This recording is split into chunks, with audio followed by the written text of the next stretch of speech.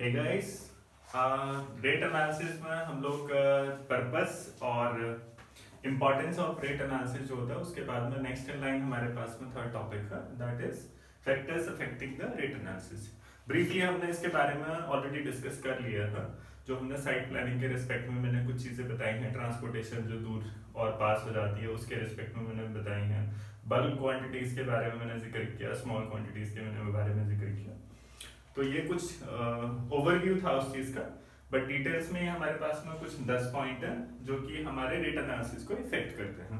तो सबसे पहला हम रेट एनालिसिस में बात करते हैं क्वालिटी ऑफ मटेरियल। तो आप जैसे मार्केट में जाते हैं तो सॉल्ट लेने के लिए जाते हैं, एक है टाटा सॉल्ट, एक है नॉर्मल वाला सॉल्ट, तो दोनों में क्वालिटी में डिफरेंस लगता है। फिर इसी में आप चले जाते हैं रॉक सॉल्ट, पर रॉक सॉल्ट जब बात करते हैं हम और नॉर्मल आयोडीन सॉल्ट की बात करते हैं तो यहाँ पर हम इसे रिलेट कर सकते हैं स्पेसिफिकेशंस के रिस्पेक्ट में, जहाँ पर कि हमारा जो एक प्रोपोर्शन ऑफ मोटार्स जिसे बोलते हैं ना, प्रोपोर्शन ऑफ मोटार्स में भी मैं आऊंगा, पर एक बेसिक जो हो गया कि जब हम 1-to-1 कंपैरिजन कर रहे हैं तो अगर आयोडीन सॉल्ट है तो आयोडीन सॉल्ट का आयोडीन सॉल्ट से करेंगे, ब्रांड के रिस्पेक्ट में हो जाएगा कि क्वालिटी का हो गया।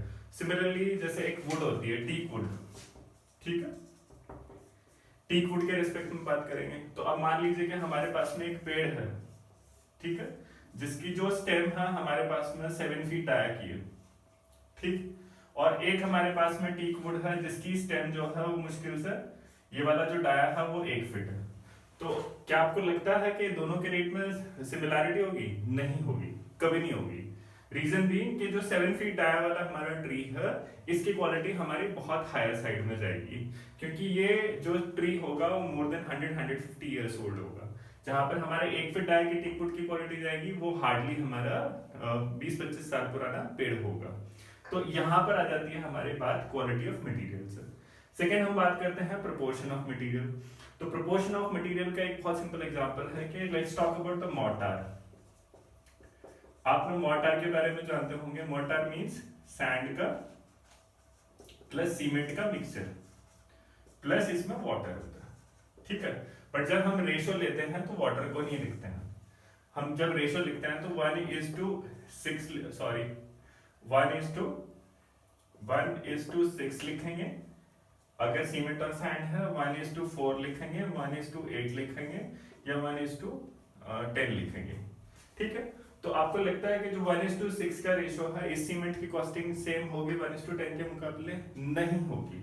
रीजन भी क्योंकि सैंड की जो क्वांटिटी है वो इस वाले प्रोपोर्शन में हमारे पास ज्यादा है और यहाँ वाले प्रोपोर्शन पर हमारे पास में कम है। और जब मार्केट में आप कॉस्ट कंपैरिजन करते हैं तो सैंड की जो कॉस्टिंग आती है वो सीमेंट से फार मोर लेस आती है, सैंड की कॉस्टिंग, ठीक है। इसीलिए इसकी जो हमारी प्राइसिंग है और इसकी जो हमारी प्राइसिंग है दोनों में डिफरेंस होगा। That is why it is considered as the second factor which can influence the rate analysis. Third is the construction facilities available in site. अब मान के चलते हैं कि भाई ये एक मेरी साइट है, बड़ी साइट है, तो जो कॉन्ट्रैक्टर काम करने के लिए आएगा वो पहले देखेगा यहाँ पर मेरी कौन कौन सी सुविधा अवेलेबल है। पहले से ही अगर उसके पास में यहाँ पर कंक्रीट मिक्सचर अवेलेबल है, ठीक है, उसके बाद में मेरे पास में सारे वाइब्रेटर्स अवेलेबल हैं, फिर उसके बाद में फ्लॉज अवेलेबल हैं, पैंस अवेलेबल हैं और स्केल अवेलेबल है, ऑटो लेवल अवेलेबल है, टोटल स्टेशन अवेलेबल है। अगर ये सारी की सारी चीजें मेरे पास में ऑलरेडी अवेलेबल है तो मेरी एक कॉस्टिंग का फैक्टर डाउन हो जाता है, because I will be using the complete TNP setup, that is tools and plan setup of the client. तो उसके रेस्पेक्ट में हमारी सेकंड लेवल पर कॉस्टिंग कम आ जाएगी, तो कम कोट करके मैं फिर उसे काम करने के लिए बोलूंगा। तो that is why it will also effect my rate analysis. Third is the location of the site of the work. अब लोकेशन का मतलब क्या हो गया, एक बहुत ही सिंपल से एग्जांपल पे लेते हैं कि एक साइट है, हम रुड़की में है तो रुड़की में एक साइट अवेलेबल है और एक साइट अवेलेबल है केदारनाथ, जहां पर एक 2013 में कैलामिटी आया था।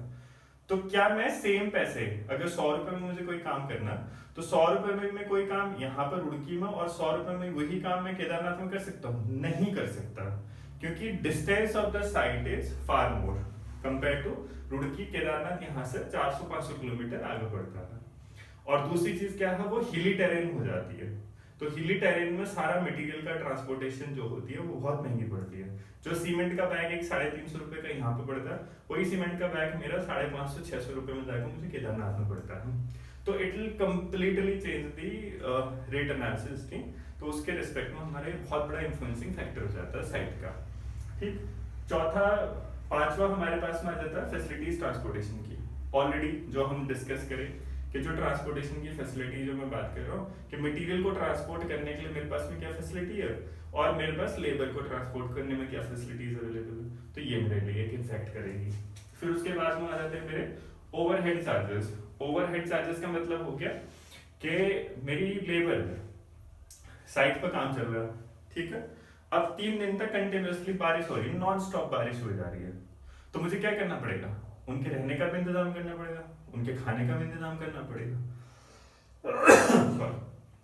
तो ये क्या हो जाएगी कि ये पूरी की पूरी कॉस्टिंग मेरे ओवरहेड चार्जेस की तरीके से बढ़ जाएगी। तो this will get added to what I can deliver in X amount of cost.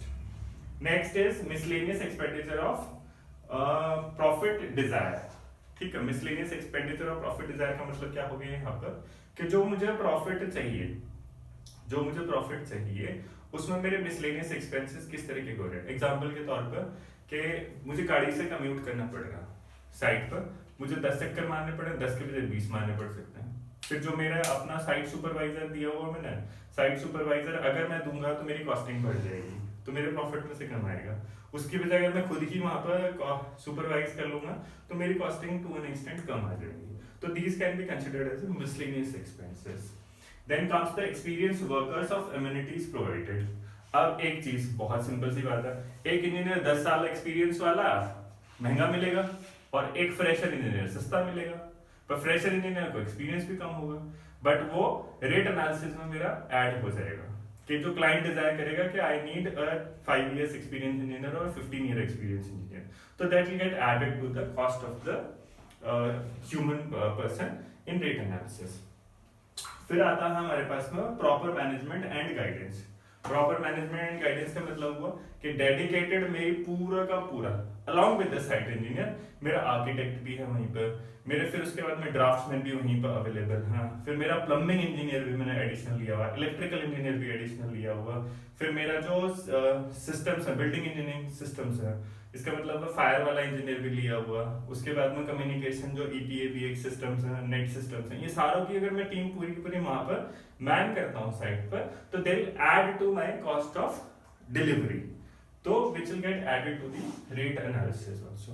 So this is all 10 points में जो हमारी एक कवर हो जाती है कि हम बेसिक रेट एनालिसिस किस तरीके से, कौन से फैक्टर्स जो कि हमारे अफेक्ट करते हैं rate analysis. In next I will discuss the procedure to work out the rate analysis.